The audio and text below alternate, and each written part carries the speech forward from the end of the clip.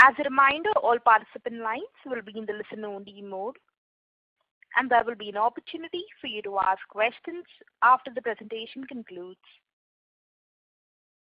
Should you need assistance during the conference call, please signal the operator by pressing star then 0 on your touch-tone phone. Please note that this conference is being recorded. I now hand the conference over to Mr. Alpesh Mehta from IIFL Securities Limited. Thank you, and over to you, sir. Thanks, Lizelle, and good morning, everyone, and welcome to Ujjivan Small Finance Bank Q3FY22 earnings conference call.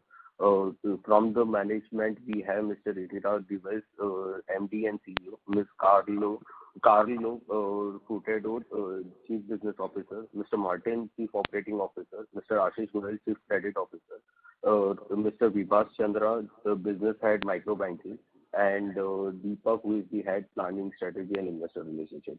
Now, without much ado, I hand it over to Mr. Davis for the opening comments, post which we will have a Q&A session. Thanks, and over to you, sir. Thank you. Good morning and welcome to our Q3 Financial Year 22 earnings call. As you are aware, we had drawn a 100-day plan in August, and the focus of 3 areas that we had was rebuilding business volumes, improving asset quality, and attracting good talent. In early December 21, we rolled out till March 22 the extension of this plan. Also looking during August 21, we had shared the financial year 22 credit cost guidance after a detailed audit was conducted on asset book quality and ground reality. With 5 months of performance under the plan, we believe that currently we are in a good state in comparison to the first half of 22. Before I go into the details of the business and financials, I wanted to highlight certain important aspects. After extending the vaccination drive to cover 99% of our employees and families, we launched an initiative to help our customers and families get vaccinated. Over the last 5 months, we have been able to help over 60,000 beneficiaries under Sanjeevani Kavash, which is a unique and a very necessary initiative to cover the pandemic and reduce the impact on our society. We have been progressing well on attracting good talent at all levels.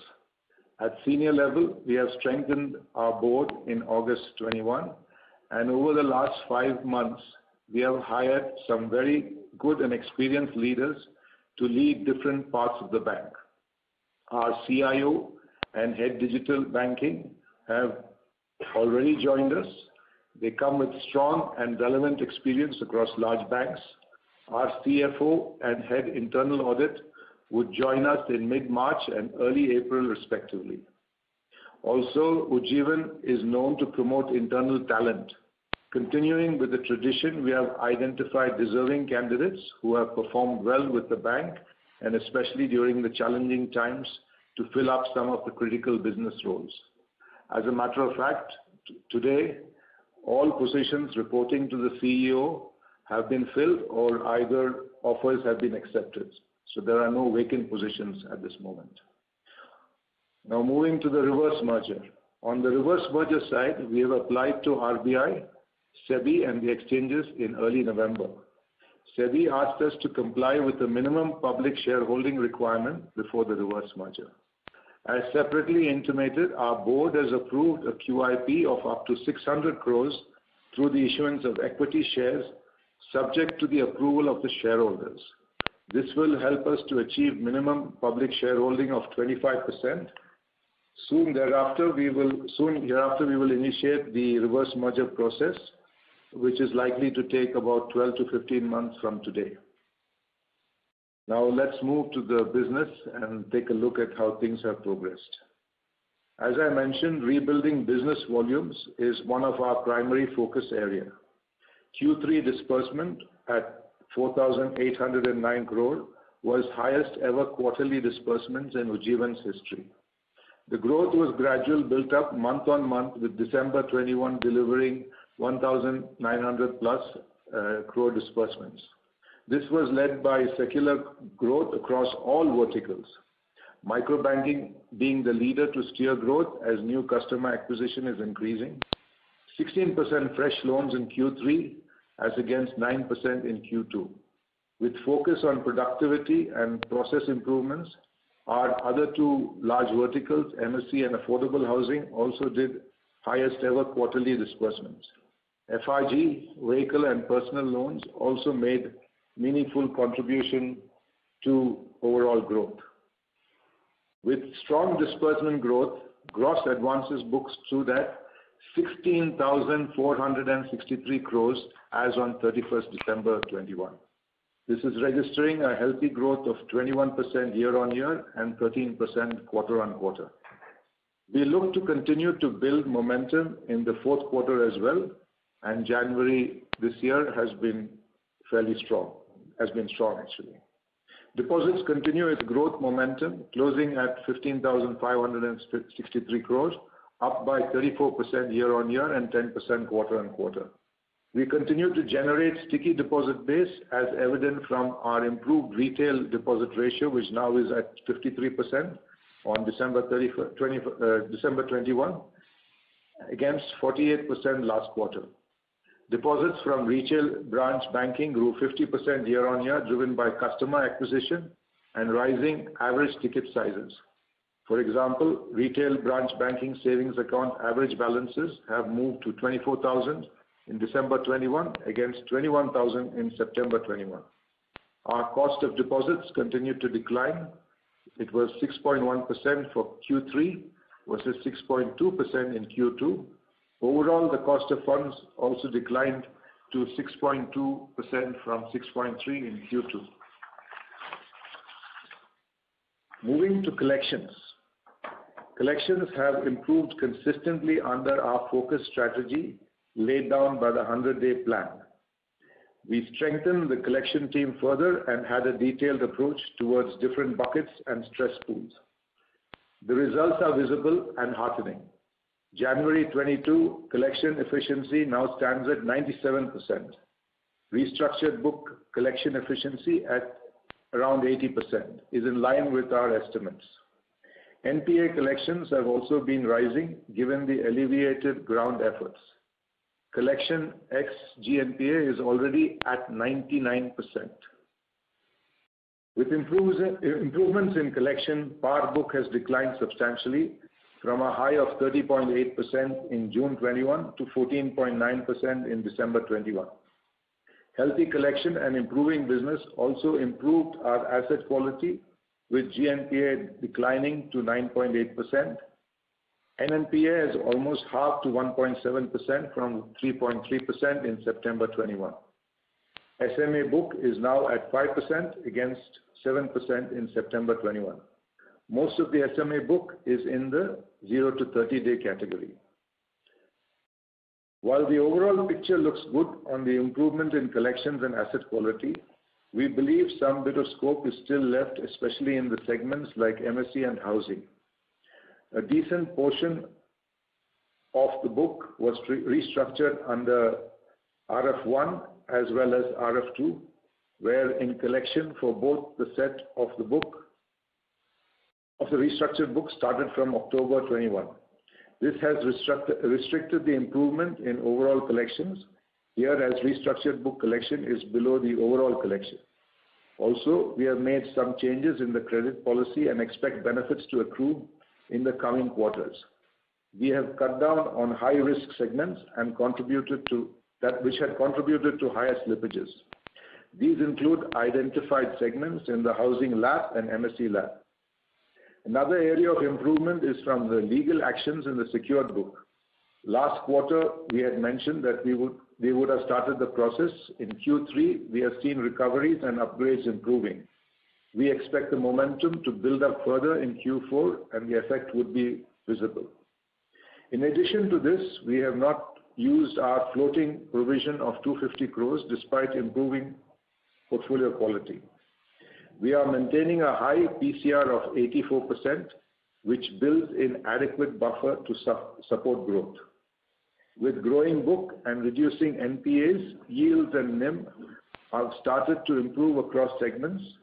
Q3 NIM was 9.1%, a healthy increase of 100 basis points from 8.1% in Q2.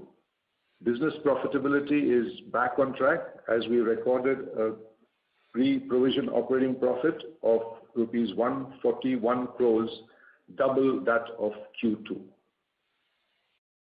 I just wanted to touch very briefly because we have taken some time but I would like to touch upon the building blocks of Ujjivan strategy of mass market banking, which is technology and digital. Now, since the inception of Ujjivan, we are focused on this part of the business, and I'm pleased to say that if you look at the UPI statistics, Ujjivan is the top among all SFBs in UPI usage, as well as compared to other banks. So I think it goes without saying that our focus here will continue, and to this extent, we have this month brought on board one of our new persons in the committee, which is Mr. Sriram Srinivasan, as head of digital banking. He has come with 25 years of digital banking experience and has worked extensively in Citibank, HSBC, Standard Chartered, and Digital 14. He, along with Ashwin Khurana, who is our Chief Information Officer, will spearhead our digital and technology initiatives of the bank. And I think this emphasis will continue, and you will see results as we go forward. Now, I just want to quickly touch upon the outlook for the rest of the year and beyond. As you are aware, India is going through COVID-3. We have been very cautious during January 22 in terms of growth and focused on collection efforts. As mentioned earlier, the January 22 collections were better than December 21. Having said that, I believe the improvement could have been better if the third wave wasn't there. What we believe is that the daily fresh cases have already begun to reduce, and we remain confident on delivering a fourth quarter which is strong in terms of business growth, collections, and profitability. We do not change our growth and credit cost guidance, and we keep the same intact. On the OSP growth guidance of 15 to 20%, we might end financial year 22 towards the higher end. Our credit cost guidance was made assuming that we would utilize the floating provision. However, we are hopeful to contain financial year 22 credit cost within rupees 1,200 crore without using the floating provision as we carry it forward on our balance sheet to provide a buffer.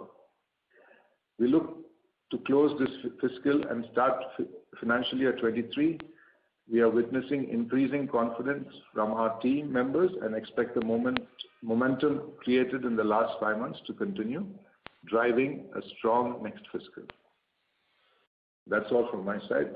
We will now open for question and answers. Thank you. Thank you. Ladies and gentlemen, we will now begin with the question and answer session. Anyone wishing to ask a question may please press star and 1 on your touchtone telephone.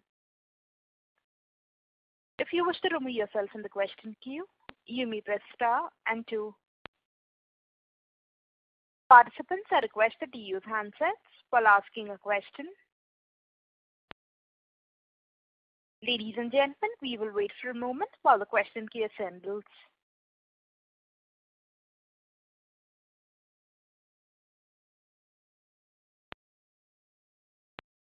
We'll take the first question from the line of Darpan Shah from Haitong Securities. Please go ahead. Yeah, hi, good morning all.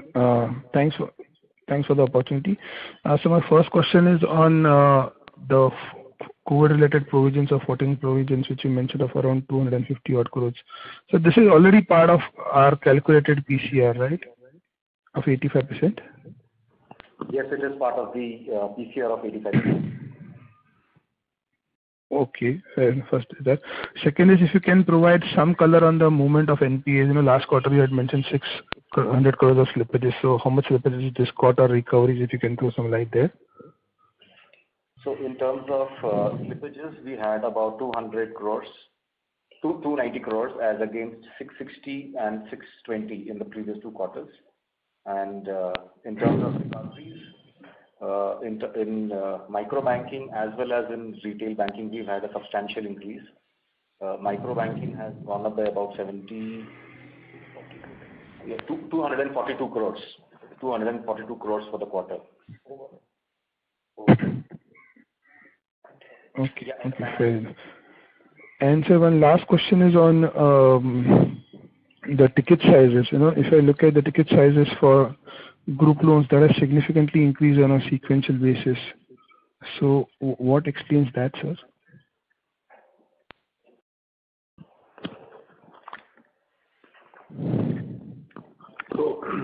So actually, our ticket size was on the lower side before the pandemic, and we see a good demand. We are seeing a good demand among customers for higher ticket size loan, also higher tenor, because business requirement at this point of time, the ticket size requirement on the higher side. So what we have done is we have tried to increase ticket size for the customers who have larger business and have been able to pay throughout the pandemic period. And at the same time, we have also increased the tenor. So the EMI burden to the customers remains the same. But it is largely because of the customer demand and the market demand. But sir, the income levels would have not gone up this significantly for these borrowers, right? Income levels, if you see our customer acquisition pattern in the last quarter also, 86% of our customers are coming from existing customers who are repeat customers, who are 2 or 3 cycles old, and 15-16% customers are new customer acquisition. So these customers who are we are trying to lend in the recent past are the customers who are with us for a long period of time and with very good track record even during the pandemic period. And hence, the ticket size for these customers will be on higher side, naturally, as the ticket size progresses with the number of cycles. Okay, fair enough. I'll come in the queue again, sir. Thanks a lot. Thank you. The next question is from the line of Rohan Advant from Multi-Act. Please go ahead. Yeah, so thanks for the opportunity. So my first question is on the operating expenses to average assets, which is at 7.9% in Q3 FY22. I understand that we beefed up our collection teams and that has yielded good results.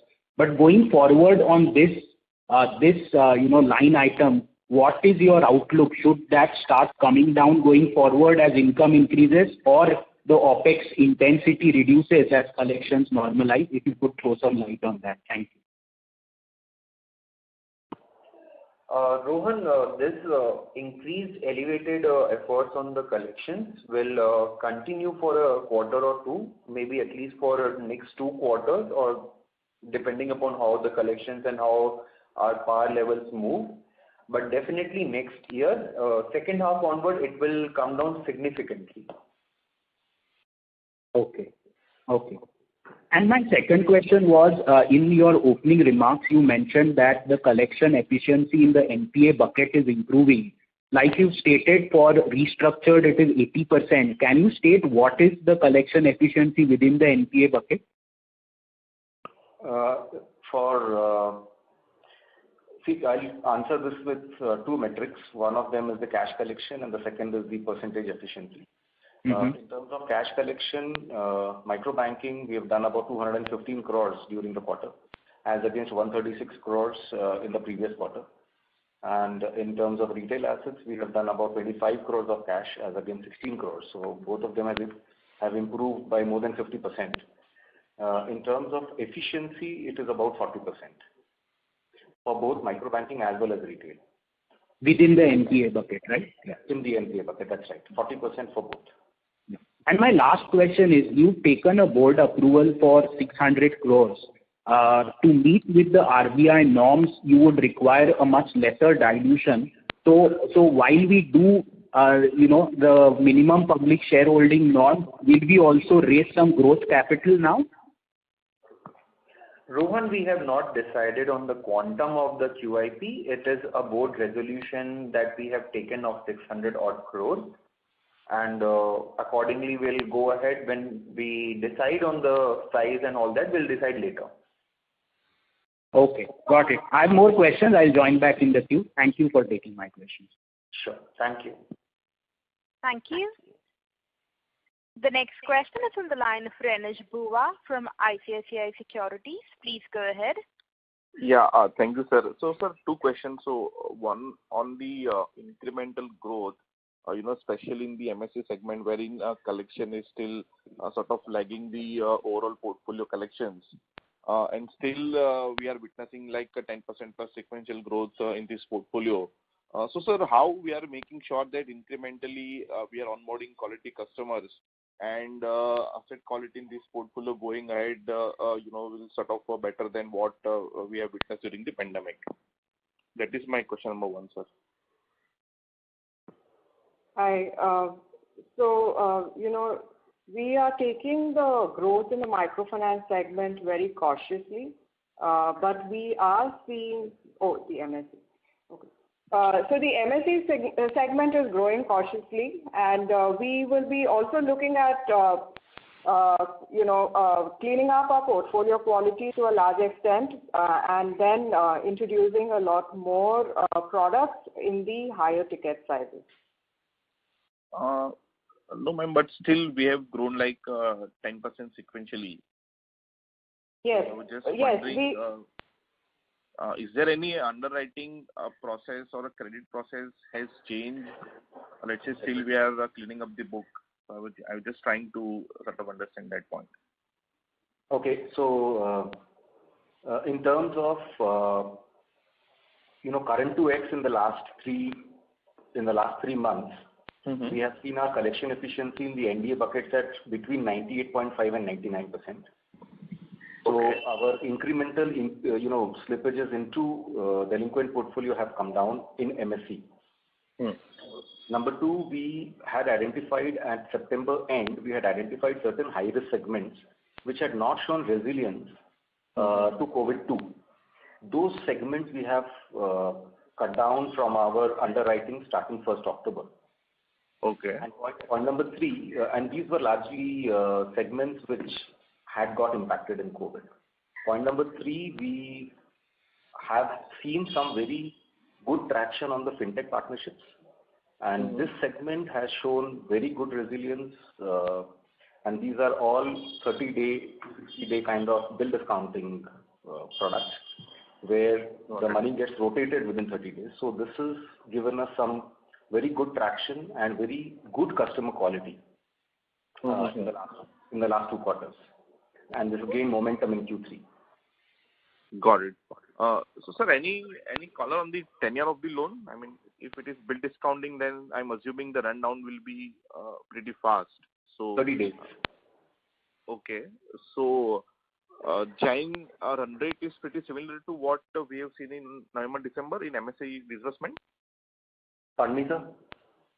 So I'm saying since rundown will be pretty fast, in this product, the 10% sequential growth is sustainable going ahead, or how do you see disbursement spanning out in MSE segment, sir? So we actually have seen some very good traction after COVID-2. Starting in our last earnings call, we had mentioned this, that starting August, September, we had seen some very good traction on our high ticket size loans, and that traction continued in October to December. So that segment has done well, and that's where our focus area is going to be in the next few quarters. So while we have cut down on certain risky segments, but gained momentum on the higher ticket sizes. Got it, sir. And sir, secondly, again, this is sort of repetitive what earlier participant has asked on the ticket size. So, sort of we have seen pretty a sharp increase from almost 36,000 to 45,000 rupees. So, would you be able to give some more color on the sort of, let's say, a customer profile or a geography, or let's say to which segment they are operating, which are sort of witnessing such a high credit demand? Yes. So see, as I mentioned earlier, that we after the second wave, we are focusing more on our existing customers whom we were not able to serve during the pandemic. Though these customers were paying regularly even during the pandemic, and these are very good customers. So mostly the customers are old customers who are getting loan from us for many cycles. And naturally, the ticket size here, if you focus more on repeat loan with customers with multiple cycles, your average ticket size will go up. Second, in the recent past, we have also increased our focus towards our sub-segment, which is individual lending, where the average ticket size is on the higher side. In individual lending, we provide loans up to 2 lakh. And there also we see a very good traction happening in the last 3 months as we have opened up business. And as far as geography is concerned, our average ticket size all across is growing, except some exceptions like Assam, where we have industry is facing issue. But average ticket size have gone up across states. Got it, sir. This is very helpful, sir. Thank you, sir. Thank you. Before we take the next question, we would like to remind participants that you may press star and 1 to ask a question. The next question is from the line of Deepak Ajmera from KIFS Group. Please go ahead. Yeah, hi, sir. Good morning, and thanks for the opportunity. Can you hear me? Sorry to interrupt, Deepak, but your audio is not clear. Can you hear me now? Much better. Thank you. Yeah, thank you. Thanks for the opportunity. So, by when we are expected to resume like 30-40 crores of provisioning per quarter instead of higher provisioning due to COVID, etc. So, by which quarter we are expecting to normalize provisioning? Thanks. See, when we started the last 2 quarters, we had a significant amount of portfolio in SMA and NPA portfolio. If you look at the PCR on micro banking, which was the highest impact in the last 2 quarters in terms of delinquency, our PCR has already touched 94%. And therefore, you will see that the trajectory of provisioning will come down sharply, because with a 94% PCR, it doesn't 94 on the micro banking. On the micro banking, it will the incremental provisions over the next 2 or 3 quarters will drop sharply, because most of the book is provided. In terms of restructuring, our RF1 pool, which was restructured in December 20, that has now got 95% provided. The restructured 2 pool is almost carrying 23 to 24% provision. And therefore, again, in terms of additional provision requirement for restructured pool also, we don't see too much of provisions happening. So it will probably reach normalcy in the next couple of quarters. Yeah, thanks. And this collection employee, if you are increasing, that should reflect in employee cost. Any specific reason of increase in other operating cost? Is it outsourced employee, or what's the reason? And Deepak, it is outsourced employee. If you look at a slide where we have given the breakup of how the collection team has increased over the last couple of quarters, that breakup simply says how the outsourced employees have increased in the collection team. Okay. Last question, if I may ask, is on reverse merger. Any timeline on after, means when we are planning to apply NCLT for shareholder meeting, etc.? As Mr. Davis mentioned, the entire process will take around 12 to 15 months. I cannot give a breakup of the timeline of when we'll get the RBI approval or when we'll get the SEBI approval. Right now, the first step will be to meet the requirement of MPS, minimum public shareholding. So once we are done with that, we'll seek SEBI approval again, and then we'll see how we can move forward. As we go through each process, we will update our investors and shareholders about the remaining time frame. But we are trying to do it as soon as possible to comply with RBI requirements and RBI guidelines. Thank you. The next question is from the line of Abhinesh Vijayaraj from Spark Capital. Please go ahead. Good morning. My question was in terms of the team build. You had indicated that all positions reporting to the CEO are filled in. What about the second, third, fourth line management positions? That too, are we close to closure of everything? Will we fair to assume that beginning financial year 23, all positions required in the bank would be up and running? I mean, any organization has regular turnover. Our objective is to bring our turnover or attrition levels back to normal, which is, in the industry normal. And then once we get there, which I think is almost going to happen in the next month or so, once that is achieved, then we make sure that we try to even push it below. And happily so, when I joined back the organization, I'm happy to say that, Ujjivan is already among the great places to work once more. And that is an indication of the morale of the staff. And I think, sooner or later, we will be able to get back to the levels where we were.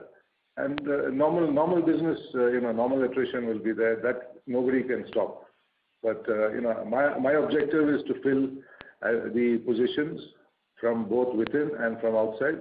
And, we'll give opportunities to both, possibly a 50-50 breakup. But that's how we're going to take things forward. Good people in the organization will get a chance to move up and take up their positions as well. All right. Good to know. The second question I had was in terms of the floating provisions, we are at 250 crores. Is that the buffer you're looking to maintain into FY23 as well, or are you looking at adding on a certain amount there? If I understood your question correctly, you were asking whether this 250 is going to stay or are we going to add more? Yeah, add or utilize it during FY23, yes. No, so we are not going to add any floating provisions. We believe that this is enough cover for any adverse event that may happen. And therefore, we are going to maintain this floating provision as it is required. And our PCR is quite high, so we don't need to actually take any specific provisions. Thank you. Those were my questions. Thank you, Abhinesh. Thank you. The next question is from the line of Abhijit Sakhare from Kotak Securities. Please go ahead. Good morning. Thank you. The first question is on you look at the growth recovery. Clearly, a normal environment has helped, but can you talk in a little more detail what were the major challenges inside the bank and what were the changes that were brought about for such a sharp turnaround that we've seen in this quarter? So in the last 100 days, we really took a step back and looked at what needs to be done to build our business momentum.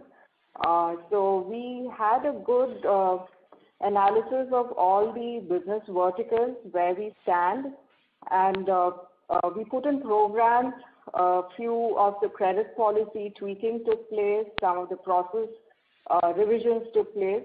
And we also understood the need from the ground. A lot of our senior management team, the leadership team, went across to branches and understood the needs there from the customer and the employee side, and put in programs in place that would help us in the growth. We also ensured that, as Mr. Davis touched upon in his initial talk, we also put in a program called the Sanjeevani Kavach, which also through which we vaccinated more than 60,000 customers, and also our branch staff, our employees across the organization were vaccinated. So this helped us in bringing back the momentum. Also to help supported the economy grew, and it's even the third wave we see that there has been very minimum disturbance.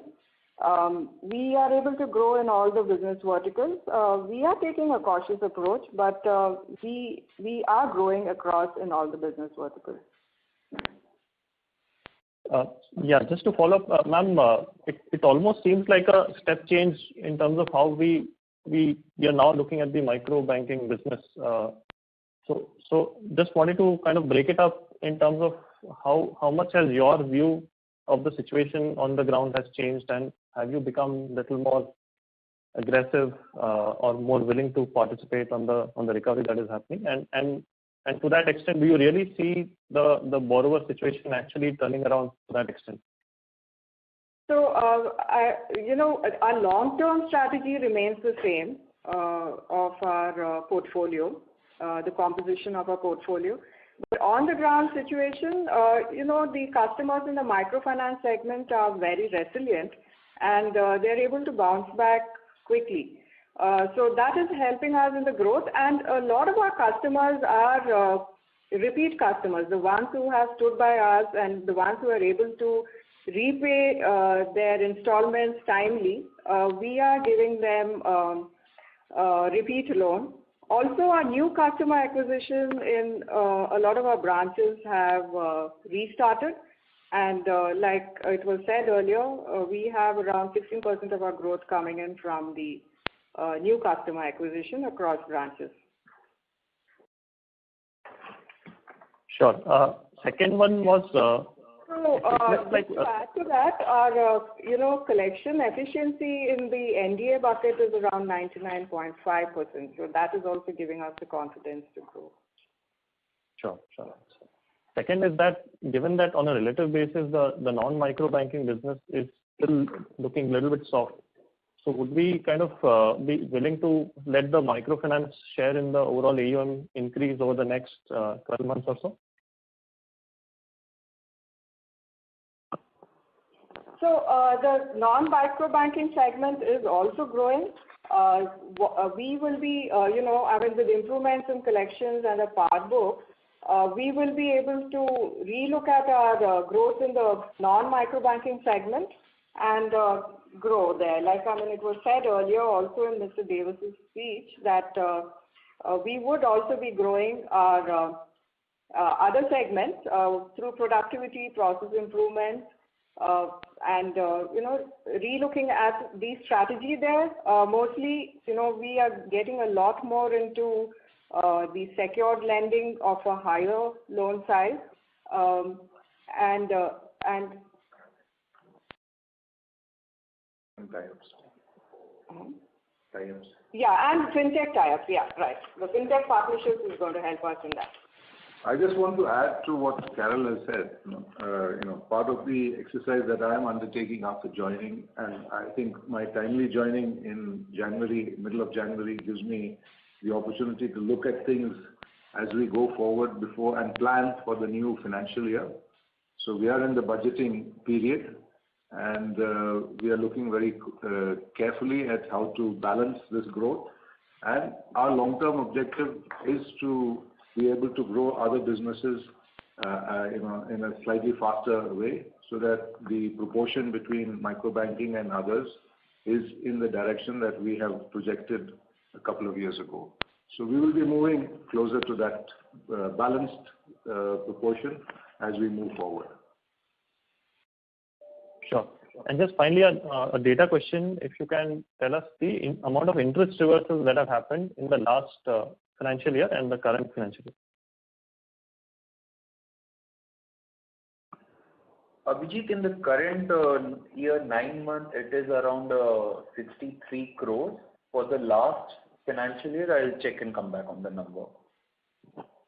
Sure. Given that the GNPAs were not recognized till December, should not be a very high number, but I'll still check and come back on it.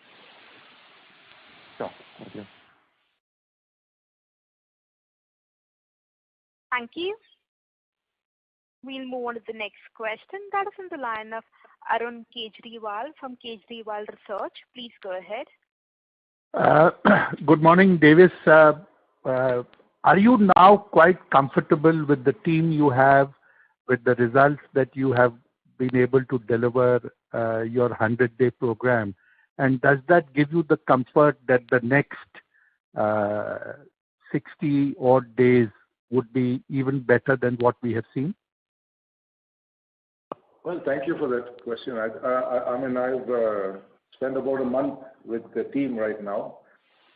Quite confident, and understanding of the team is very good. They have, I think the very fact somebody once asked me how the last quarter operated without a CEO. And I think that tells you the board and the team were able to communicate with each other and delivered a sterling performance. So I think the team is a very good team, and I have no doubt about it. My guidance will be to help them tweak the model a little bit here and there. But I think I'm confident that the fourth quarter and into the new financial year, we should be all well set to deliver good results. Okay. One other question. While I'm not seeking from you any guidance for the year ahead, but do you think the banking sector, particularly the SFBs, are now getting over COVID, COVID-1, COVID-2, and whatever little of COVID-3 we are having, and you can say with reasonable surety that we should be back on the growth path? I'm not talking of Ujjivan per se alone, but the sector. And particularly when I ask this question, the fact that there has been a huge demand for growth, does that augur really well for this sector going forward? No, I think in the first two waves, the economy, people and government were a bit unsure of how to react. Now that we have seen what the reaction is in the third wave, and this is not just in India, it's a global phenomenon. We are now, everybody is trying to build and work within the COVID wave as business as usual. And it can be done. It has to be managed. And I think that is what we are seeing, that the COVID is under control in its own way. People are managing with it. And then the customer base that we operate with are very resilient. And I think that resilience is an important factor. In the first two waves, they were unsure of how to react, how to respond. But now, 1.5 years, 2 years down the road, they have adjusted. And we are seeing this across the country. And I think it's quite an eye-opener that, people will come back and, overcome their difficulties. And I think that is the important factor that we are seeing across the country. And it will help all SFBs, help the banking sector across, not just individuals, but I think some will benefit better if they have got their information and able to use it proactively. Right. One last question. There are SFBs and SFBs.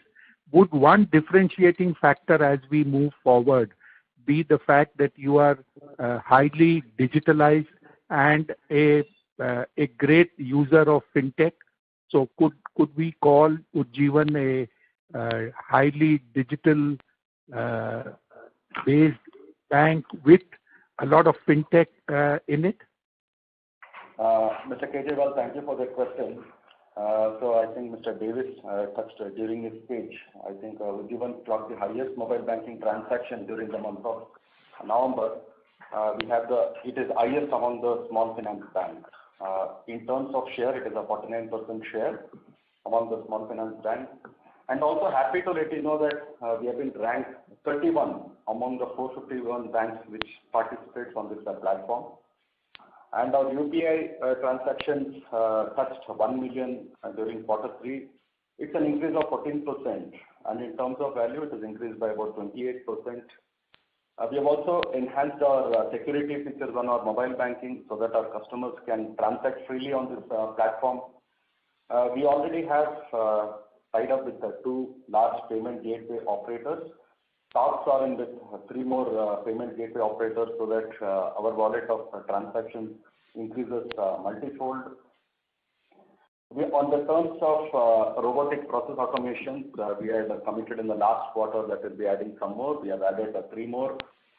in this quarter, and the 10 more are in our pipeline. So our robotic process transactions have gone up to 4.85 crores. And in terms of fintech partnerships, 6 partnerships are live, and 2 more are in this one conversation stage, which is in a very advanced stage. And in terms of our API, the 169 APIs are live, and we see a good traction in the number of transactions happening through the API banking. It is increased by about 36%. And we are on track in digital banking, and with the joining of Mr. Sriram, we see it to propel further. Right. Thank you very much, and look forward to a much superior number when we report for the year ended FY22. Thanks, everybody. Thank you. Thank you. The next question is on the line of Vijay Karpe from Brandstone Investments. Please go ahead. Very good morning. Am I audible? Yes, Yeah. audible. Yeah. Thank you for giving this opportunity. So, I had just one question, and this was on the statewide collection efficiency.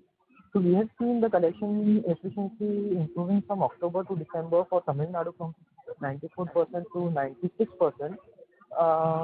What has that number been for January 22, and what would have been the billing efficiency for October, November, December, and January for Tamil Nadu, and also for Maharashtra if possible?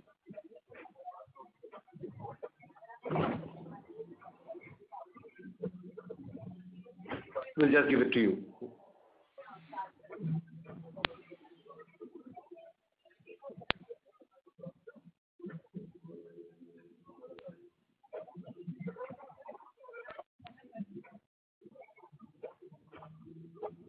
So TN is at 94%, and Maharashtra is at 98%. For January? For the month of January. Okay. And what has been the billing efficiency for October, November, December, and January? So for Tamil Nadu, the efficiency has moved from 94 in October to 93 in November and 96 in December. For Maharashtra, it has moved from 92 to 93 to 98 in October, November, and December. This would be the collection efficiency, right? What would have been the billing efficiency? Which one did you say? Sorry, your voice was not clear. Yeah, so the numbers which are shared in the presentation, this would be the collection efficiency. What would have been the billing efficiency? Hi, Vijay. We have not given billing efficiency for any of the state or overall. In general, the billing efficiency is around 3 to 4% lower than the overall collection efficiency. Got it. And how much of this improvement in collection efficiency is attributed to the write-off? So we had a total write-off of about 150 crores during the quarter. And so therefore the difference would be very marginal. The impact would be very marginal. The collection in the write-off account would not be very high, and the overall write-off is also less than 1% of the book. So like Ashish said, the impact would be very marginal. Got it. Thank you so much, and best of luck. Thank you. Thank you. The next question is on the line of Nikhil Vaishya from Haitong Securities. Please go ahead. Thanks for the opportunity. I just have 2 questions from my side. Can I get the CASA breakup for this quarter?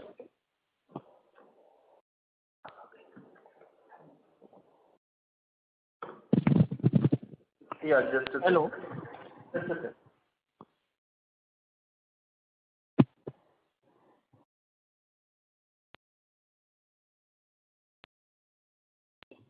Hello. Yeah, just a sec, we'll give it. Yeah, okay.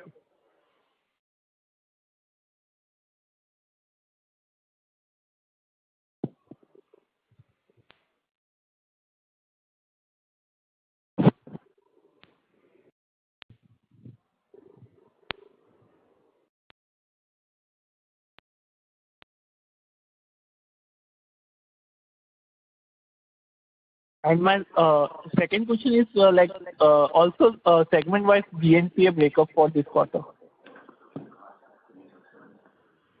So CA for the December period is around 440 crores. Rest is SA. Okay. And what is the DNPA breakup for this quarter? So on micro banking, it is 11.4. Housing, it's 5.6. MSC 11.4. Personal loans 8.4. And vehicle loans 6.7. Yeah. Okay. That's it from my end. Thank you. Thank you. A reminder to the participants, anyone wishing to ask a question, may please press star and 1.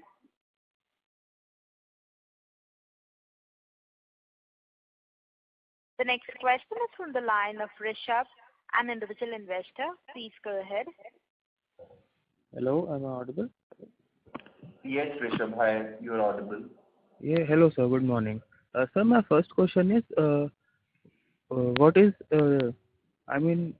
what about branch expansion? You haven't opened any branch from last many quarters. So, what is the way forward?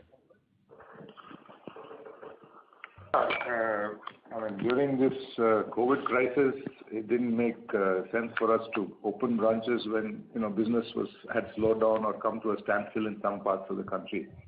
So, as part of the plan for the next financial year, we are looking at opening branches, and once we make a decision in the next con call, we'll let you know how many branches we are doing.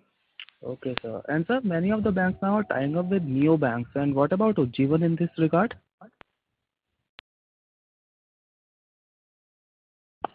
Yeah, it's part of our roadmap. The discussions have started, and we'll be letting you know once we make significant progress on that. Okay.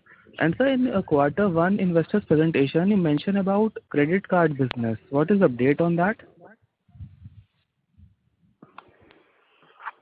Yeah, the credit card business is something that we have been checking with our customers, whether they need it or not. And I think going forward, we will launch it in some form or the other. But it will be again something for the next financial year. Okay, sir. Okay. Thank you so much. So that's all from my side. All the best. Thank you. The next question is on the line of Raja Kumar, an individual investor. Please go ahead. Yeah, good morning. Thanks for the opportunity. Can you hear me? Yeah, we can hear you. Yeah. Sir, just two questions. So I just want to know, when do you expect to close the QIP? And also just want to know whether you'll be able to price the QIP at a good price, given that your shares prices are subdued because of the losses. Hi, we won't be able to comment on market outlook right now. We are confident on the business and the performance and all those things. And basis that, we'll test the market when we go and meet investors. Basis our interactions after we have released Q3 business numbers and after the quarterly results, we see a good amount of traction coming back. So we remain confident on it. Okay, sir. Great. Sir, the next question is, what is the credit guidance for FY22-23, and also would you be able to maintain or improve the NIMs for the upcoming year? We see the credit cost to be significantly lower in the coming year as compared to the year gone by, because of obviously the COVID impact, and this was an external event on which no one had a control. So we see the credit cost normalizing over the next 2 or 3 quarters. We already have a very, very healthy PCR. So the incremental costs, as I said earlier, will be nothing in comparison to what we have seen in the last 2 quarters. And we see that it will be somewhere in the range of 1%. We also carry a floating provision of about 250 crores, which is yet to be utilized. So that can be used as and when we require in case of an adverse event. So, sorry, sir. So you said 1% is the credit cost guidance for next year. Is that correct? So we are not really giving any guidance. What Ashish gave was an indicative assumption that aspiration that we want to have in FY23. Okay, great. And any color on the NIM? The NIM is something that depends also on how your GNPA book moves. There is no pressure on the yields as such, because the yields interest rate that we are charging on the various products are where they were. So as the GNPA reduces on the book, NIMs should improve. So that actually gives us some scope of re-looking at the product portfolio also. And given that the micro banking book is also performing well, so there's absolutely no reason for us to believe that there will be any kind of issue in the NIMs going forward. So you'll be able to maintain it at least. That's what you're saying. So again, like I said, we're not giving any guidance, but directionally there would not be any pressure on the NIMs. Okay, great, sir. Thank you, sir. All the very best. Thank you. Thank you. The next question is on the line of Gaurav Jani from Centrum. Please go ahead. Yeah, thanks for the opportunity. Just one question from a regulatory standpoint. As per SEBI, by when would we have to comply with the minimum shareholding criteria? Yeah, we had our IPO in December 2019. So the SEBI guideline requires us to be 25% public shareholding within 3 years of that IPO. Okay, so we December 22 is the outer limit as far as SEBI is concerned. December 22, right? Perfect. Thanks. That's it. Thank you. Ladies and gentlemen, that is the last question. I now hand the conference over to Mr. Davis for his closing comments. Well, we appreciate the time that all of you have taken to participate in this call, and the questions were very useful, and I hope our answers have benefited you. And we look forward to continuing our dialogue with you on a quarterly basis. And thanks to IIFL for hosting this call. Thank you. Ladies and gentlemen, on behalf of IIFL Securities Limited, that concludes this conference call. We thank you for joining us, and you may now disconnect your lines. Thank you.